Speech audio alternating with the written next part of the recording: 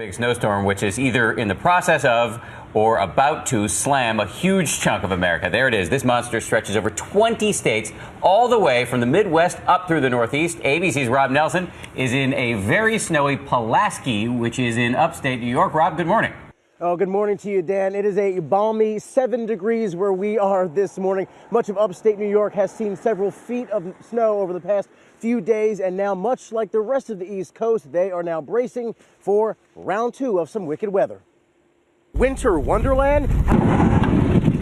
How about one of the biggest snowstorms of the year, and it's not even officially winter yet? 20 states from the Midwest to the Northeast are on alert for snowfall today.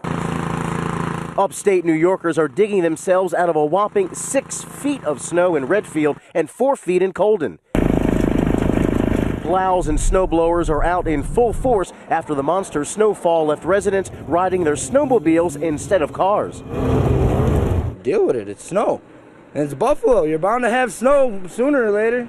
And in northwest Missouri, half a foot of snow and treacherous ice created slick roads that caused accidents.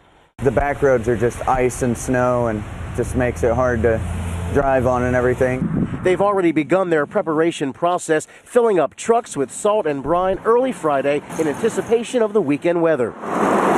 9 inches in Erie, Pennsylvania, almost 6 inches in southern Iowa, and 6.5 inches of snowfall and counting throughout central Illinois, getting enough to cover this football field right before a high school playoff game.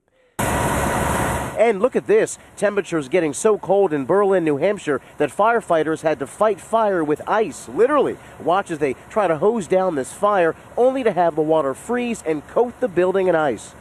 But a storm is a-brewing. Preparation in major cities such as New York, Philadelphia, and Chicago has already begun. The New York area has a fleet of over 1,800 plow trucks ready to go when the snow starts to fall.